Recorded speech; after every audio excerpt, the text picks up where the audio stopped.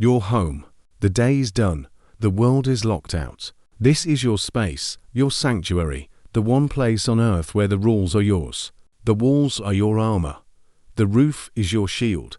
And the door is the final gate between your world and everything else. Then you hear it. A knock. It's late. You aren't expecting anyone. Your brain cycles through 1,000 possibilities in a microsecond. A neighbor in need, a mistaken address, or something else. You approach the door, your hand hesitating over the lock. You peer through the peephole. There's someone there, a stranger, yet something about them feels magnetic. They don't rattle the knob or shout. They simply wait. They know the rules. They know they cannot cross that single strip of wood or metal at your feet without your permission. They need you to say the words, "Come in." Why?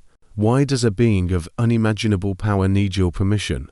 What ancient terror is coiled within that simple act of hospitality? The answer is more horrifying than any monster. Because it's not about their weakness, it's about ours. And understanding this rule, this mythic loophole, might just be the key to understanding the real monsters we face, not just in folklore, but in our own lives, every single day. Welcome to Tales of Mythology. Today, we peel back the velvet cloak and the silver screen glamour to stare into the abyss of a single, terrifying question. Why must a vampire be invited in? The answer will take us from the dirt-floored huts of our earliest ancestors to the glowing screens that command our attention today. It's a story about magic, psychology, and the terrifying price of a simple yes. Before we had alarm systems, before we had deadbolts, before we even had solid doors, we had the threshold, the limen, a Latin word that gives us liminal, meaning a state of being in between. And that's precisely what a threshold is, not just a physical space, but a psychological and spiritual one. It is the razor's edge between the known and the unknown, order and chaos, safety and danger. Our ancient ancestors understood this in their bones. This wasn't just about keeping out the rain or wild animals. It was about spiritual architecture. In ancient Rome, the home wasn't just property. It was a sacred entity protected by its own pantheon of household gods. The Lares were the spirits of ancestors who guarded the family from within. But the doorway, the entrance itself, had its own powerful deity, Janus, the two-faced god. One face looked outward, to the world of strangers, politics, and war. The other looked inward, to the hearth, the family, the sanctum. To cross a threshold was to pass through the domain of Janus, and to do so without respect was to invite chaos. Romans would offer prayers and sacrifices at their doorways, not out of mere superstition, but as a recognition that this boundary was all that stood between them and the formless evils of the outside world. This belief is not unique to the West. Thousands of miles away, in Japan, the concept of the boundary, or kekai, is central to Shinto and Buddhist beliefs. The entrance to a home is guarded. An Ofuda paper talisman inscribed with the name of a kami, or god is placed above the door frame to act as a divine ward. Even the act of stepping into a home as ritual. You remove your shoes not just for cleanliness, but as a sign of respect, leaving the dust and the spiritual impurities of the outside world outside. The threshold is where the profane ends and the sacred begins. To violate it is to defile the home itself. Go back even further, to the cradle of civilization in Mesopotamia. Archaeologists have found protective charms and magical figurines, depictions of fearsome gods and monsters intentionally buried under the thresholds of ordinary homes. These weren't decorations. They were supernatural guards, positioned at the weakest point of the home's spiritual defense, tasked with repelling demons, ghosts, and curses. What do all these practices tell us? That for millennia, humanity has collectively agreed on one thing. A home is a fortress, and its doorway is the gate. But this fortress is not primarily one of stone and wood. It is one of will and ritual. The power of the threshold comes from the belief of the person who lives there. It is your belief, your will, that consecrates the space. Evil, chaos, the monstrous, they have no dominion here. They are outside the jurisdiction of the sacred space you call home. And this is where the vampire enters the story, not as a rule breaker, but as the ultimate rule follower. The werewolf smashes through the wall. The ghost seeps through the floorboards. They are forces of nature, of chaos. But the vampire stops. It acknowledges the ancient law. It respects the sacred boundary you have created. It sees the invisible wall of your will and it honors it. And that is the beginning of the horror. Because if the monster respects your rules, if it acknowledges your authority over your own domain, then its entry is no longer an attack. It becomes a transaction, a negotiation. And if it gets inside, it's because you, the master of the domain, voided the contract. You gave up your power. You opened the door. Your destruction is not just something that happens to you. It's something you participate in. The knock comes again. This time, a voice. Smooth as velvet, cultured, reasonable. It's asking for help. It claims to be lost. It apologizes for the hour. Every word is designed to disarm, to appeal to your better nature, your empathy, your social conditioning, your desire to be a good person. This is the vampire's true hunting ground, not the dark alley, but the human psyche. Let's reframe this. Forget fangs for a moment and think about predators of a more human variety. Think of the con artist, the manipulator, the narcissist. They rarely begin with force. Their primary tool is a carefully crafted appeal that makes you want to let them in. They study you. They find your emotional doorways, your loneliness, your ambition, your compassion, your insecurity, and they knock. This is a well-documented psychological pattern. In the initial stages of a manipulative relationship, a predator engages in something called love bombing. They shower you with affection, with praise, with seemingly perfect understanding. They mirror your desires and your dreams back at you, making you feel seen in a way you never have before. They are the perfect guest, the perfect friend, the perfect partner. They are everything you've been waiting for. They are, in essence, asking for an invitation into the most sacred space you have, your trust. And when we feel that intense connection, our brain's threat detection system gets overridden. We see the red flags. The intensity is a little too much. The story doesn't quite add up. A flicker of something cold in their eyes, but we dismiss them. Psychologists call this cognitive dissonance. It is the mental discomfort experienced when holding to conflicting beliefs. This person feels too good to be true conflicts with, but I feel so good when I'm with them. To resolve the discomfort, we discard the more difficult belief. We ignore the warning signs. We choose to believe. We open the door. The vampire myth crystallizes this process into a single, dramatic moment. The monster at the threshold is the ultimate test of our intuition versus our conditioning. We are conditioned to be polite, to help others, to not make a scene. When the vampire asks to be let in, it isn't just asking to enter your house. It's asking, will you trust me more than you trust yourself? And here's the genius of the mythology. It externalizes an internal process. The moment you speak the words, come in, you are not just performing an act of hospitality. You are formalizing your decision to ignore your own gut instinct. You are willingly handing over your power. The vampire doesn't break your will. It persuades you to break it yourself. Let's make this real. When I met him, it was like a movie. He was charming, intelligent, successful. He saw me. Or, I thought he did. My friends were a bit wary. They said he was intense, that things were moving too fast. He would show up at my work with lavish gifts. He wanted to meet my family after 2 weeks. There were little things, too. He'd get angry if I wanted a night with my friends, but he'd frame it as him just missing me so much. I had this little voice in my head, a little alarm bell, that said this isn't right, but I told myself I was being cynical. I wanted the fairy tale, so I kept inviting him in, not just into my apartment, but into my life, my finances, my head. I gave him the keys, and once he was fully inside, the mask came off. The charm was replaced with control, the praise with criticism.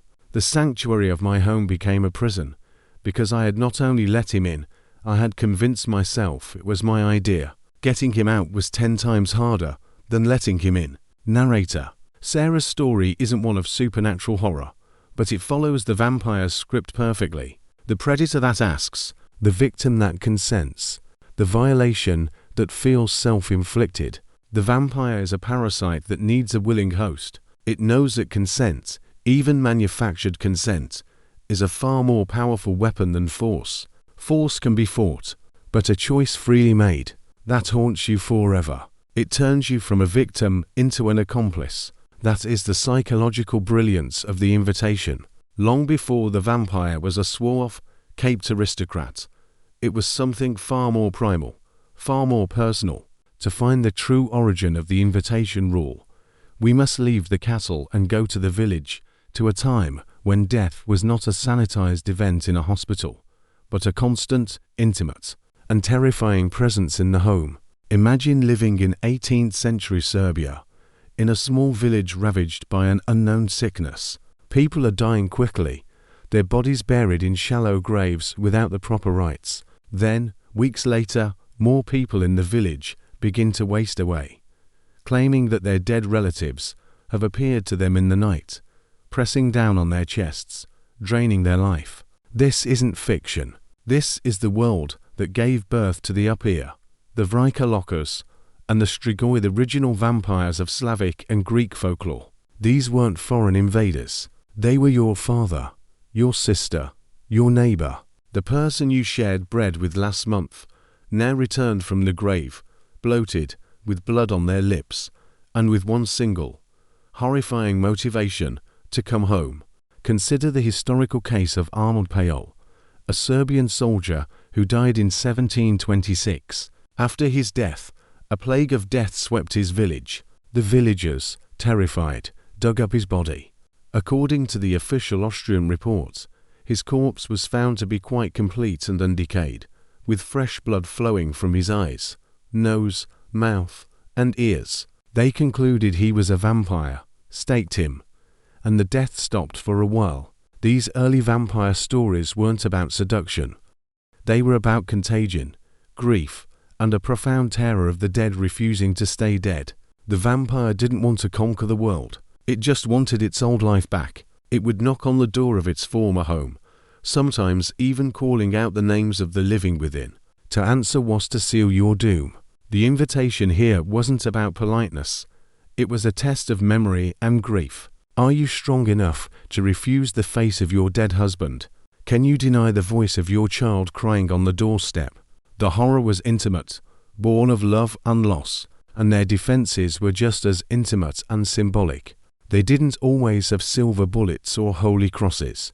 They had something more practical, born of a deep understanding of the creature's psychology. They used millet, poppy seeds, or rice. They would scatter a handful of grains on the threshold or on the grave of the suspected vampire. Why?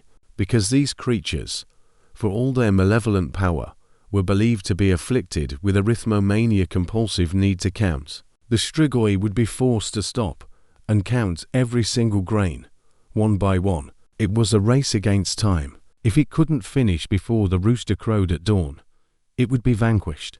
This wasn't a weapon of destruction. It was a tool of distraction, a way to enforce the boundary through a loophole in the monster's own cursed nature. This same logic appears halfway around the world. In Chinese folklore, the Jiangshi, or hopping vampire, was a corpse reanimated by a spiritual imbalance or improper burial. Stiff with rigor mortis, it would hop, seeking to absorb the chair or life essence of the living.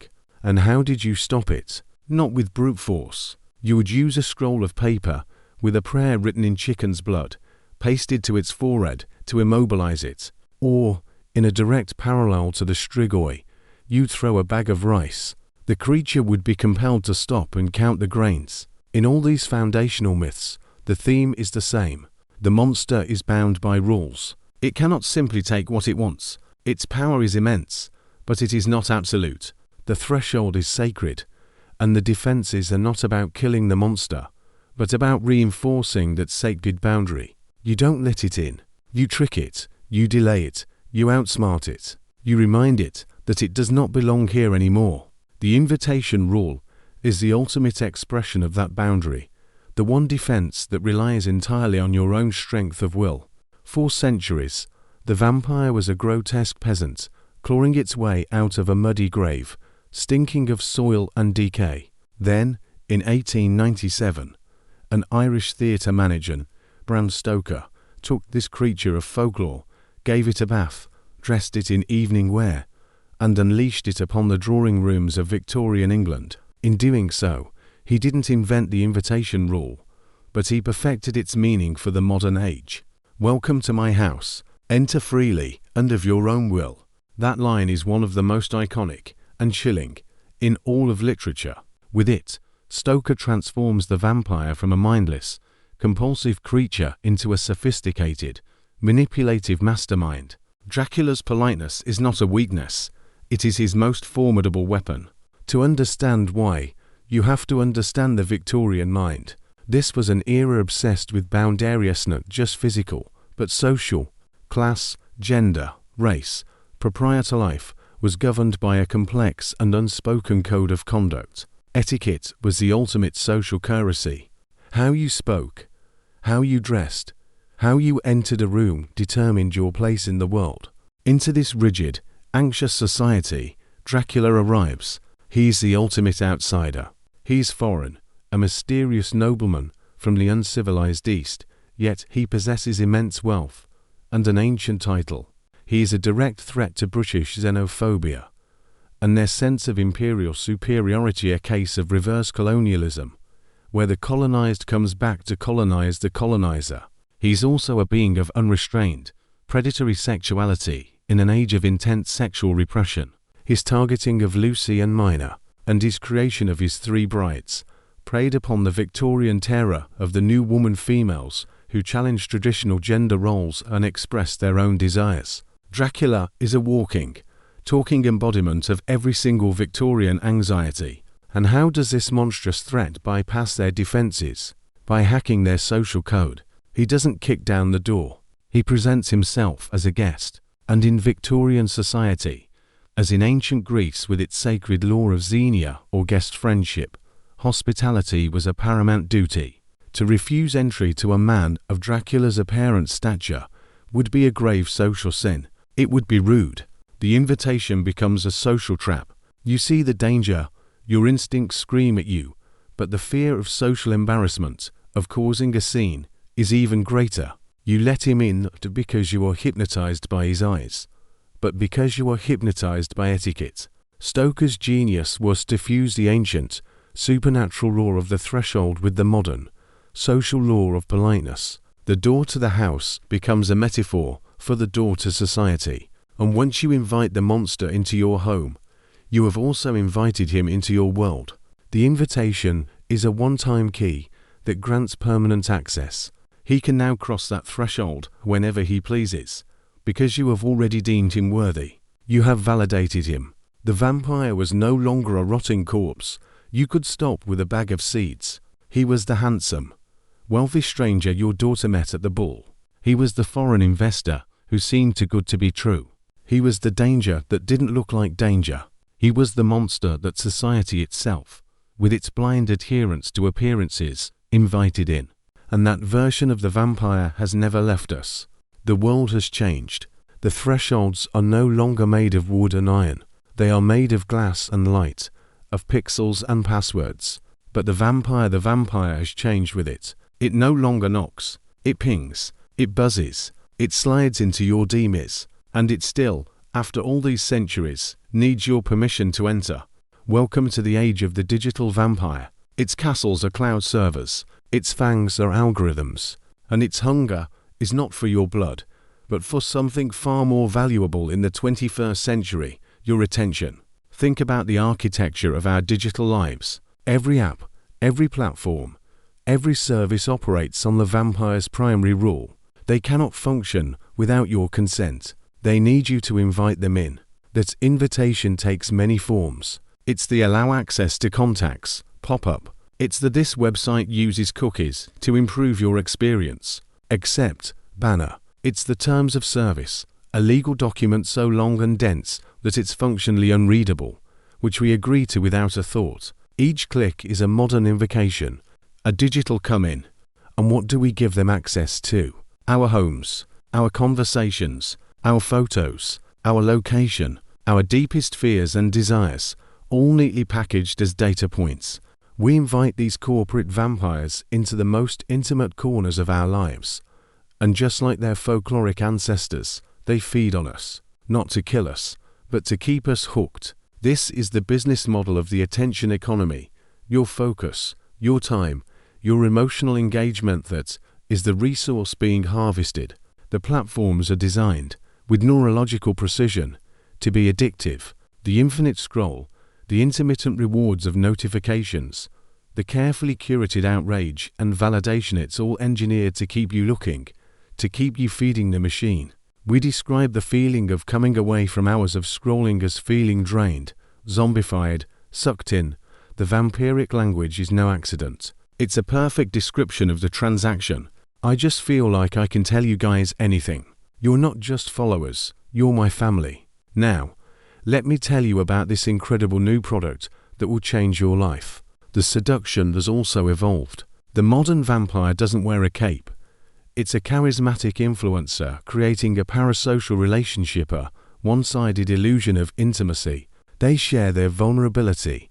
They make you feel special, like you know them. They build trust. They build a community. And then, they sell you something. They influence your opinions, your habits, your purchases. They are masters of the modern invitation, building a loyal legion of followers who have willingly given them access to their thoughts and their wallets. Let's look at a case study of this gone horribly wrong. In the mid-2010s, a company called Cambridge Analytica harvested the personal data of millions of Facebook users without their direct consent. But how did they do it? Through a back door that users had opened themselves. It started with a simple personality quiz app called Digitally. Hundreds of thousands of users invited this app in. They clicked agree. And in doing so, they didn't just give the app access to their own data. Because of Facebook's permissive policies at the time, they gave it access to the data of their entire friend network. One small invitation, multiplied across a network, led to a massive data breach that was used to build psychological profiles and target voters with political disinformation. It was a perfect digital vampire bite, an innocuous, friendly-looking request for entry, a willing invitation, and a devastating, invisible draining of vital information used to manipulate the host on a societal scale. The danger is no longer a pale man at your window. It's the invisible predator wearing the mask of convenience, of connection, of entertainment. A predator that never has to force the lock, because we are conditioned to hand over the key for a dopamine hit and a moment's distraction. Conclusion. The timeless threshold. Who are you inviting in? So, we come back to the beginning. The knock at the door. The figure in the shadows. Why do vampires need an invitation? Because the vampire was never just a monster. It is a mirror. Strip away the fangs, the castles, the algorithms. At its heart, the vampire myth is a timeless allegory about consent, trust, and boundaries. The invitation rule is the core of this allegory. It forces us to confront a terrifying truth. The greatest dangers are rarely the ones that attack us head-on. They are the ones we welcome. The vampire adapts to reflect the fears of every age. In a time of plague, it was the fear of contagion, of the loved one turning monstrous. In an age of empire, it was the fear of the foreigner, the outsider, who could dismantle a society from within using its own rules against it. In an age of psychology, it became the narcissist, the toxic partner, the predator who charms their way into our trust. And now, in the digital age, it is the invisible system that promises connection while demanding our soul in 1,000 tiny clicks. The invitation isn't a weakness in the vampire. It's a flaw in us. It's our loneliness, our politeness, our desire to believe the best in others, our willingness to trade security for convenience, our failure to listen to that quiet, primal instinct that whispers, "Don't open the door." Here, then, is the final lesson. The most important takeaway from this ancient myth. The world is full of knocks at the door. Some are from friends, some are from strangers, some are from monsters wearing a friendly face. The myth of the vampire doesn't teach us to live in fear, barricaded in our homes and in our minds. It teaches us to be conscious guardians of our own thresholds. It teaches us the importance of what our ancestors called spiritual architecture, to be deliberate about who and what we allow into our lives, to question what lies behind the charming smile, the convenient offer, the request for access, to learn to trust our own intuition, that ancient, internal alarm system, and to understand that the word no is not an act of aggression or rudeness. It is an act of power. It is the sacred and ancient right of protecting your own space. Every day, you stand at a threshold. It may be your front door, your inbox, your heart, or your mind, and a voice will ask to be let in. The choice is, and always has been, yours. Who are you inviting in today?